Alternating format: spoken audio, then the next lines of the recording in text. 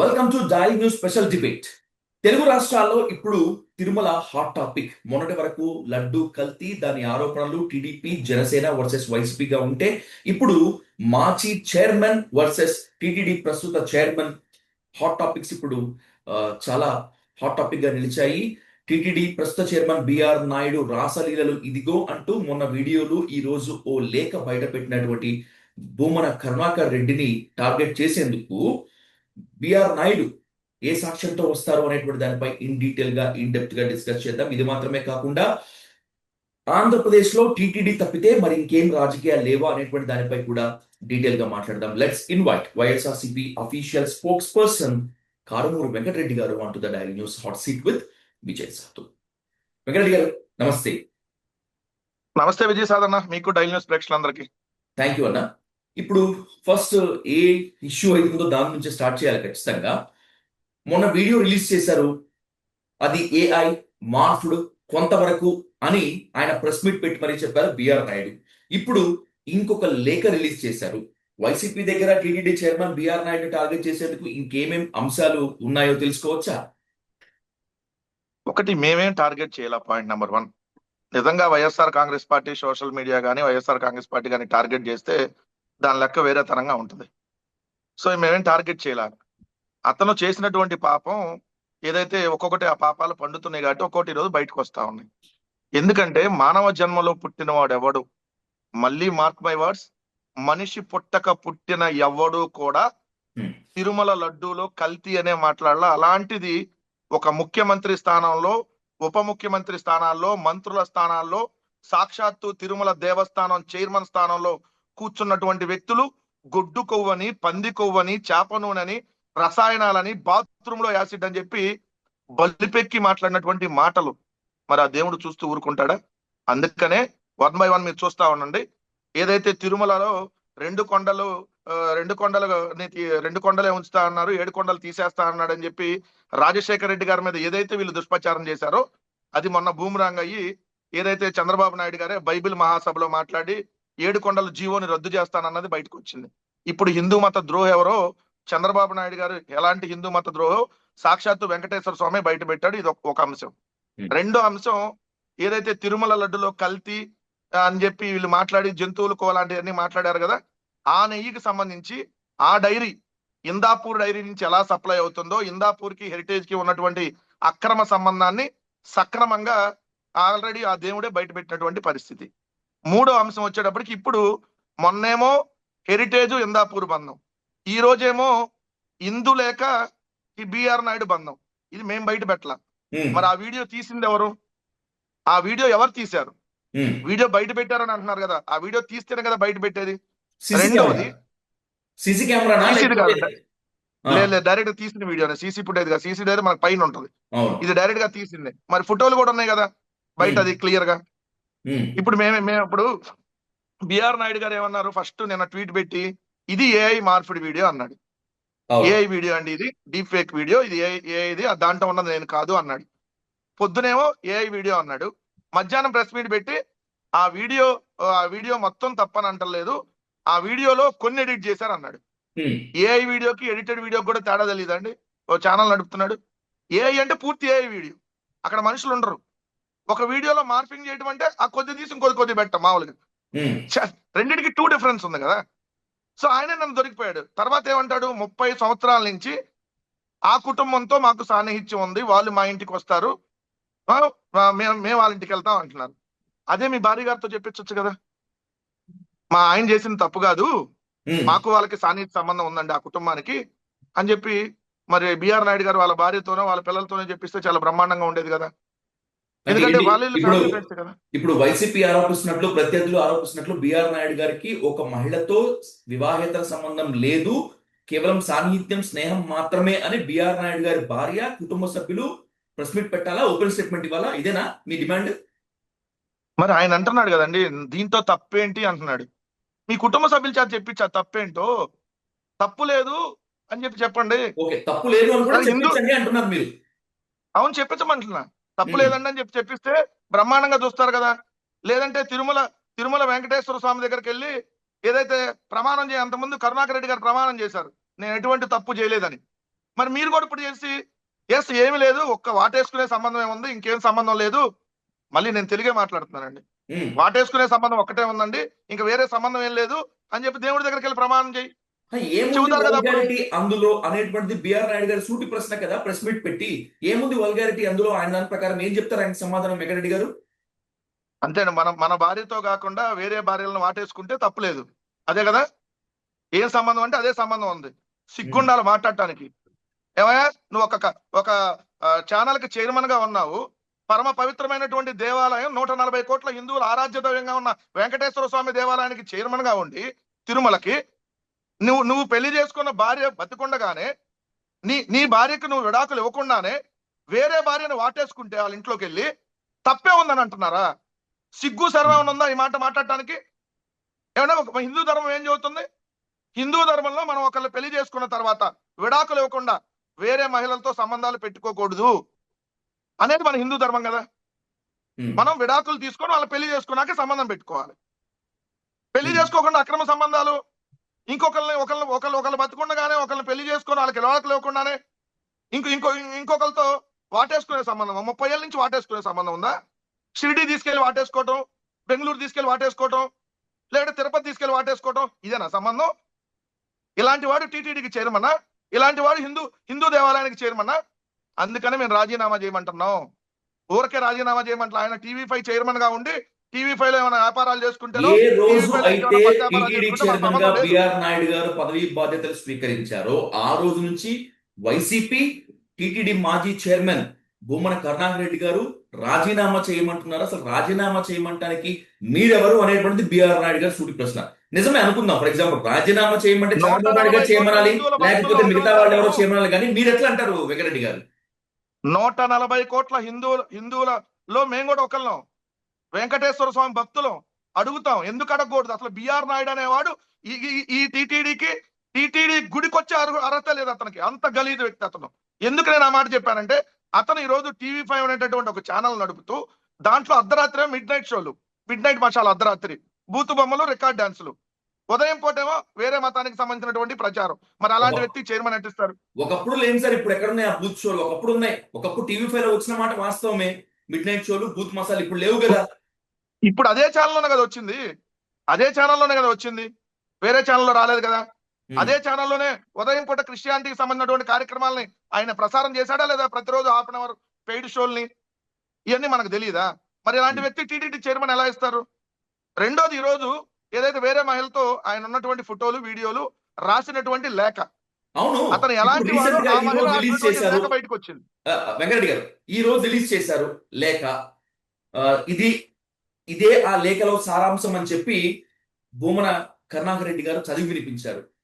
వీడియోలు, ఫొటోస్నే AI morphed videos అని చెప్పి ఆయన ప్రెస్ మీట్ పెట్టి ఖండించినప్పుడు, ఈ లేఖ ఆ మహిళే రాసిందని, ఆ చేతి వ్రాత ఆమెదేనని గ్యారంటీ ఏంటి? మీరు రాసి చదివించలేదని చెప్పి ఇంకో గ్యారంటీ ఏంటి వెంకటరెడ్డి గారు? ఆ వీడియోని, మీరన్న ఈ లేఖని ఫోరెన్సిక్ ల్యాబ్ కు పంపిద్దామా? లేదంటే మీరు తప్పు చేయకపోతే బిఆర్ నాయుడు గారు కోర్టులో పిటిషన్ వేయండి, నా మీద ఇదిగో తప్పుడు ప్రచారం చేస్తున్నారు, ఆ వీడియో ఇది, ఆ లేఖ ఇది, ఈ రెండింటిని ఫోరెన్సిక్ ల్యాబ్ కి దయచేసి కోర్టు వారు పంపించండి అని చెప్పి కోర్టుకి వేద్దాం. మరి ఆల్రెడీ సైబర్ క్రైమ్ లో కంప్లైంట్ ఇచ్చాను, న్యాయ చర్యలు కూడా తీసుకుంటాను, లీగల్ ఫైట్ చేస్తాను, తగ్గేదిలే అంటున్నారు ఆయన. మీరు వెళ్ళలేదా వెంకటరెడ్డి గారు? ఏండి సైబర్ క్రైమ్ లో కంప్లైంట్ ఇస్తే ఏం చేస్తారు? మేమేమి సృష్టించిన వీడియో కాదు అది, that is the original video. ఉన్న వీడియోనే సర్క్యులేట్ అయింది. ఆ ఉన్న వీడియో మీద మాట్లాడితే కేసులు పెడతా అంటే ఎవరిని బెదిరిస్తున్నావు? నీలాంటి వాళ్ళు కేసులు పెడితే మేము కూడా తగ్గేదిలే అంటాం. మన రాంబాబు గారు అన్నట్టుగా మేము కూడా వచ్చి బయటకు వచ్చి అంటానే అంటాం. ఎవడు పచ్చి కేసులు? ఇప్పుడు ఆల్రెడీ మదనపల్లిలో ఎఫ్ఐఆర్ అయిందండి. ఎఫ్ఐఆర్ లో అయితే పేర్లు రాలా, ఎఫ్ఐఆర్ కాపీ నా దగ్గర ఉంది. మదనపల్లిలో అయింది కేసు. సో అట్లానే పొంగనూరులో పెట్టారని అంటున్నారు, హైదరాబాద్ లో పెట్టారన్నారు. ఎక్కడ పెట్టుకుంటే అక్కడ పెట్టుకోమనండి. ఇంకా వెంకటరెడ్డి గారు ఏంట కేసులు ఏంటి? నాపై దుష్ప్రచారం చేస్తున్నారని చెప్పి మార్ఫింగ్ చేస్తున్న వీడియోతో నమోదైన ఎఫ్ఐఆర్ లా దాని మీదే పెట్టారు. నిన్నంట వైఎస్ఆర్ కాంగ్రెస్ పార్టీ ఇదన్నీ సర్క్యులేట్ చేస్తుందంట. అంటే ఆయన చేసినప్పుడు లేదు. అసలు ఆ వీడియో ఎవరు తీసారో చెప్పాలి కదా ముందు. ఇప్పుడు ఆయన సైబర్ క్రైమ్ లో పిటిషన్ ఇచ్చా అన్నారు కదా, ఆయన సైబర్ క్రైమ్ లో పిటిషన్ ఇచ్చి అన్నారు కదా వెంకటరెడ్డి గారు. ఆ పిటిషన్ కానీ ఆ ఎఫ్ఐఆర్ కానీ ఇప్పటి వరకు అయితే మాకైతే అందలేదు మీడియాలో, మీ వరకైనా అందాయా? నేను మీకు పంపిస్తా డిబేట్ అయిపోగానే, నేను మాట్లాడే ఫోన్ లో ఉంది అది. తప్పకుండా సో మీకు తప్పకుండా. అయినా పంపిస్తా, మీరు దాని మీద చేయొచ్చు వీడియో, ప్రాబ్లం ఉమ్, లేదు. ఎందుకంటే ఒకసారి చూడండి, మీకు కూడా అర్థమైంది. ఉమ్, ఎవరో ఒక వ్యక్తి చేత కంప్లైంట్ ఇప్పించారు, ఎఫ్ఐఆర్ కూడా కట్టారు ఆల్రెడీ. So okay. నేనేమంటున్నానంటే ఇప్పుడు క్లియర్ గా మీరు మీ మీద ఇది ఆరోపణలు కాదు, ఈ వాస్తవాలు. ఆమె లేఖ రాసింది వాస్తవం చంద్రబాబు నాయుడు గారికి. ఆయన అప్పుడు ప్రతిపక్షంలో ఉన్నప్పుడు ఆమె రాసింది లేఖ. అలానే పవన్ కళ్యాణ్ గారు అప్పటికి ఇంకా డిప్యూటీ సీఎం కాకముందే ఈమె లేఖ రాసింది. మీ సో గవర్నమెంట్ ఆ లో లేఖ ఉన్నప్పుడా? మేం గవర్నమెంట్ లో ఉన్నప్పుడు. 2019 నుంచి 24 మధ్యలో టీడీపీ ప్రతిపక్షంలో ఉన్నప్పుడు చంద్రబాబు నాయుడు గారు రాసింది ఆ బాధిత మహిళ లేఖ. అక్కడ మీకు క్లియర్ గా ఉంది, చంద్రబాబు నాయుడు గారు ఎక్స్ చీఫ్ మినిస్టర్ అని రాస్తుంది క్లియర్ గా. అవును. సో అంటే ఇప్పుడు లేఖ కాదు అది రాసింది, ఆమె ఆల్రెడీ ఈ లేఖని 2024 కంటే ముందు రాశారు. 2024 జూన్ కంటే ముందు రాశారు. ఏ నెలలో రాశారు అనేది మనకు తెలియదు. ఓకే. సో ఆమె రాసి క్లియర్ గా చెప్పారు ఆయన ఎలాంటి వాడు, ఈ టీవీ5 చైర్మన్ గా ఉన్నటువంటి బిఆర్ నాయుడు ఎలాంటి వాడు అనేది ఆమె ఆ లేఖ రూపంలో చెప్పింది. ఆమె ఒక బ్రాహ్మణ కుటుంబానికి సంబంధించినటువంటి వ్యక్తిని, ఆమెది తెనాలి. సో ఆమెకు సంబంధించినటువంటి డీటెయిల్స్ అంతా పొందుపరుస్తూ వాళ్ళ కూతురుకు ఉన్నటువంటి ఒక డిసీజ్ గురించి అన్ని రాసుకుంటూ, ఎలా బిఆర్ నాయుడు లంబూతులు తిట్టేవాడు, ఎలా వాడుకున్నాడు, ఎలా వాడుకొని వదిలేశాడు అనేది క్లియర్ గా ఆమె లేఖలో రాసింది. ఇలాంటి వాడికి టీటీడీ చైర్మన్ ఇవ్వద్దని కూడా రాసింది. ఎందుకంటే ఆమె బ్రాహ్మణిగా. సార్ నిజంగా బ్రాహ్మణులను మోసం చేసినట్టు ఎవడైనా ఉంటుందా సార్ అతను పుట్టగతులు? ఒక బ్రాహ్మణ మహిళను వాడుకొని వదిలేస్తే ఎంత మహాపాపం. అసలు మహిళను వాడుకొని వదిలేయటమే మహాపాపం, ఉమ్, దాంట్లో మళ్ళీ బ్రాహ్మణ మహిళని. ఇతనేమో చెప్పాయని ఇక్కడ కూర్చొని నీతి వాక్యాల ఛానల్లో శానాకాలం ఏదుంటది అన్నారు కదా. ఖచ్చితంగా శానాకాలం ఈ 54వ చైర్మన్ టీటీడీకి. అంతకుముందు 53 మంది చైర్మన్లు పనిచేశారు టీటీడీకి. ఉమ్. ఇతను 54వ చైర్మన్. ఈ 54వ చైర్మన్ చేసినటువంటి గలీజుతనం శానాకాలం తిరుమల చరిత్రలో యాదుంటది. ఇలాంటి వ్యక్తికి చైర్మన్ పదవ ఆ దేవుడే దారి చూపిస్తున్నాడు. మీకు అబ్జర్వ్ చేయండి సాధు గారు. ఎందుకంటే బిఆర్ నాయుడు పైన వెంకటేశ్వర స్వామి సంచలన దేవుడు కాదు. ఆరోపణలు చేస్తూ రిలీజ్ అయినటువంటి ఆ లేఖ ఆ మహిళే రాసింది అని గ్యారంటీ ఏంటి వెంకటరెడ్డి గారు? సూటి ప్రశ్న, నాకు స్ట్రైట్ ఆన్సర్ కావాలి. ఇది మీరు మహిళ రాశారు రాయించలేదని కదా గ్యారంటీ ఏంటి? సార్. ఇప్పుడు మహిళ రాస్తేనే అది వచ్చింది బయటికి, రాకపోతే ఎట్లా వస్తాయి ఆమె డీటెయిల్స్ అన్ని? ఉమ్, ఆమె డీటెయిల్స్ ఎట్లా వస్తాయి? ఆమె ఫోన్ నెంబర్ మా దగ్గరికి ఎట్లా వస్తుంది? ఉమ్. ఆమె ఫోన్ నెంబర్ ఉంది, దాంట్లో డీటెయిల్స్ ఉన్నాయి. ఆమె రాసినటువంటి లేఖ బయటకు వచ్చింది. సో అట్లా నా ఫోటోలు కూడా ఎవరు రిలీజ్ చేశారు చెప్పమంటున్నావు? ఒకవేళ ఇప్పుడు ఇవన్నీ ఒకవేళ నిజంగా ఆ లేఖ ఆ మహిళే రాసిందే అనుకుందాం, ఆ వీడియోస్ ఆ ఫొటోస్ ఆ మహిళే రిలీజ్ చేసింది అని అనుకుందాం.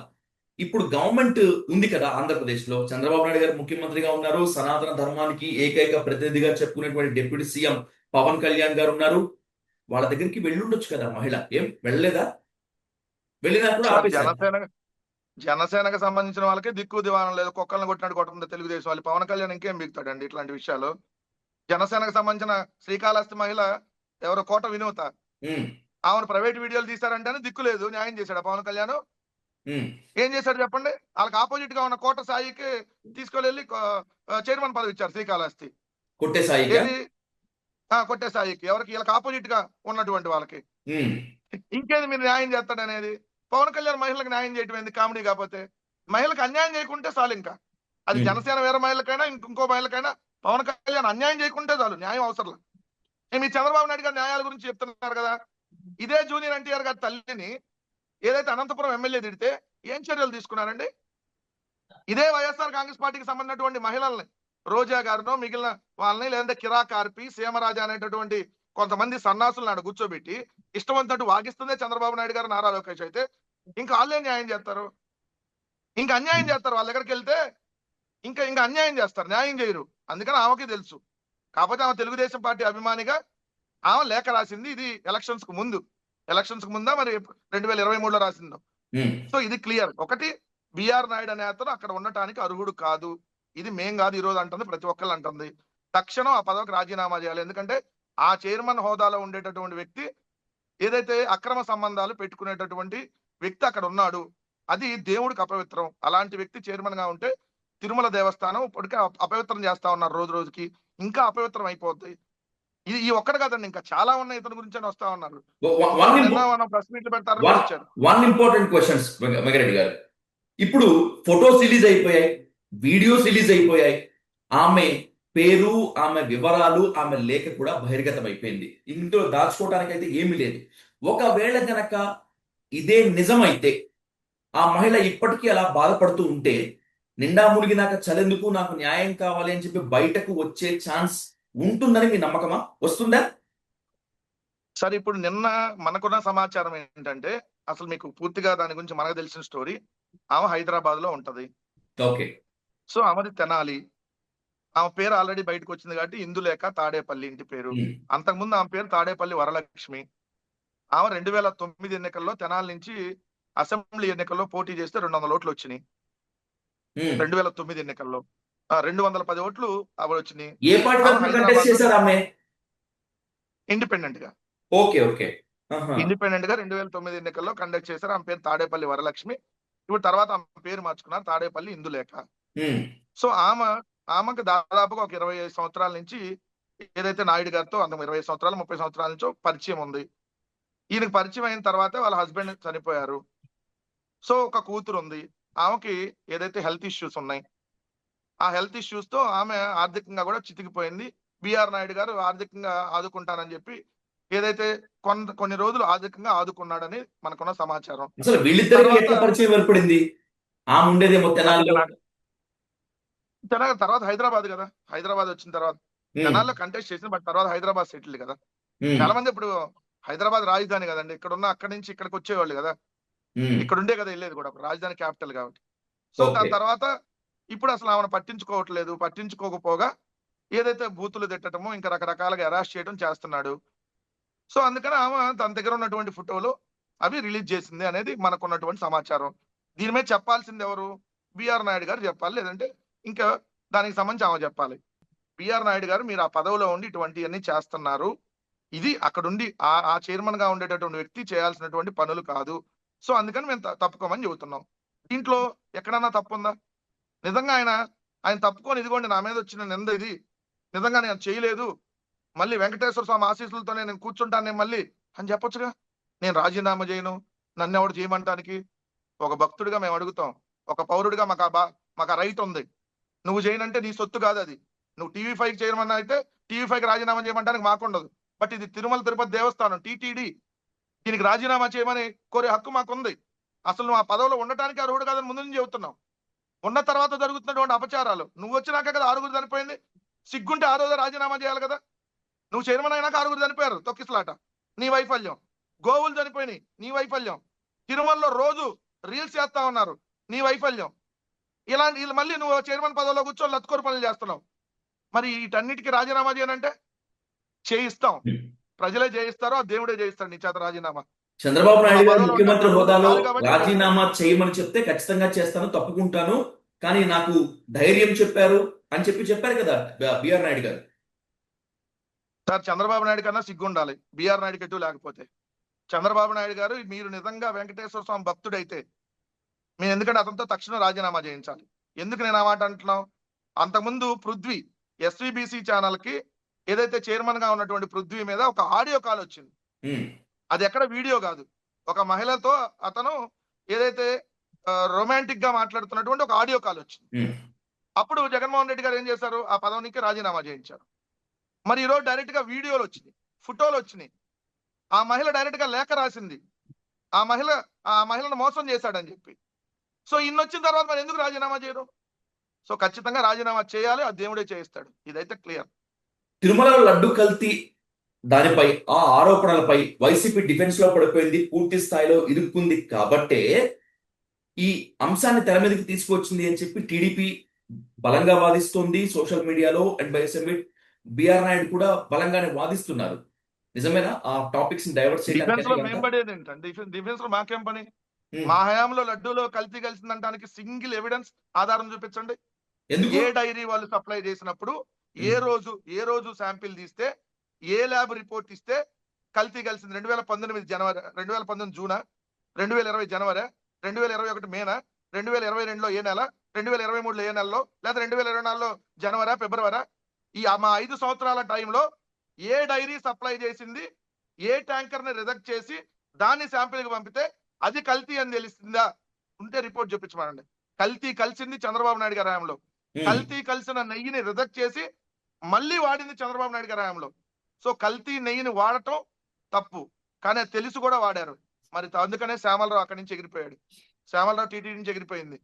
రెండోది ఇప్పుడు చూడండి హిందాపూర్ హెరిటేజ్ బంధం బయటకు వచ్చింది. 3 ఏడుకొండలని నేను తీసేస్తా అన్న జీవో చంద్రబాబు నాయుడు గారు బయటకు వచ్చింది. 4 ఈ రోజు ఏదైతే ఇందు లేఖకు సంబంధించి బిఆర్ నాయుడు గారి వ్యవహారం బయటకు వచ్చింది. ఇవన్నీ వెంకటేశ్వర స్వామి లీలలు. సో డిఫెన్స్ లో పడింది వాళ్ళు. ఎందుకు? ఒక మనిషి మాట్లాడినటువంటి మాటలను మాట్లాడారు వాళ్ళు. ఎప్పుడు మాట్లాడినటువంటి మాటల్ని, మానవ జన్మలో పుట్టినాడు మాట్లాడిన మాటలు మాట్లాడారు. అందుకనే దేవుడు చూస్తా ఉంటాడు కదా, దేవుడు అవకాశం ఇస్తాడు, వీళ్ళు మారుతారని. ఏం చేస్తారు? మారకపోతుంటే దేవుడు తన లీలలు చూపిస్తాడు. అందుకనే ఈ రోజు ఈ అంశాలన్నీ కూడా వరుసగా బయటకు వస్తున్నాయి. మేము ఎక్కడ తీయాల్సిన అవసరం లేదు. మీరు గుర్తు పెట్టుకోండి సాధు గారు, మళ్ళీ చెప్తా ఉన్నా, ఇంకా బయటకు వస్తాయి చాలా. తిరుమల వెంకటేశ్వర స్వామి మీద ఎవరైతే మాట్లాడారో వాళ్ళందరికీ సంబంధించిన అన్ని బయటకు వస్తాయి. ఆ దేవుడే బయటకు తీస్తాడు. సో ఇంకా వీళ్ళు దిగదారిపోతారు. బిఆర్ నాయుడు గారికి సంబంధించి ఇంకేమైనా లేఖలు, వీడియోలు, టిటిడి చైర్మన్ బిఆర్ నాయుడు గారికి సంబంధించి ఇంకేమైనా లేఖలు, వీడియోలు ఉన్నాయా వైసీపీ అంబుల పొదిలో? తెలీదండి. బాధ్యత మహిళలు ఎవరైనా ఉంటే వాళ్ళు బయటకు వచ్చేయచ్చు ఏమన్నా దాంట్లో. ఇంకా చాలా మంది ఉన్నారంటున్నారు కదా, వాళ్ళు ఏమైనా వస్తారేమో, మాకైతే తెలియదు ఎవరున్నారు. జగన్మోహన్ రెడ్డి గారి భార్య భారతీ రెడ్డి గారి గురించి ప్రస్తావించినందుకే, ఆమె పేరెత్తినందుకే ఇదంతా చేస్తున్నారు. నేను తగ్గను, తగ్గేదేలే, నేను కూడా మీడియాలో ఉన్న చుక్కలు చూపిస్తా అంటున్నారు వెంకటరెడ్డి గారు. రెడీగా ఉన్నారా మీరు కానీ మీ వైసీపీ కానీ? ఆయన చుక్కలు రోజు సోషల్ మీడియాలో ఇంకా వస్తాయని చెప్పండి. నిన్న నుంచి ఆయన చుక్కలే తిరుగుతున్నాయి. చుక్కలు కాదు, పెద్ద వీడియోలు, ఫోటోలు తిరుగుతాయి. చుక్కలు కాదు. ఆయన చుక్కలు తర్వాత చూపిస్తాడు కానీ ముందు నీ చుక్కలు ఇంకా బయటకు రాకుండా చూసుకో. నువ్వు పెట్టినటువంటి చుక్కలు చాలా ఉన్నాయి కదా, ఆ చుక్కలు బయటకు రాకుండా ముందు నువ్వు జాగ్రత్త పడు.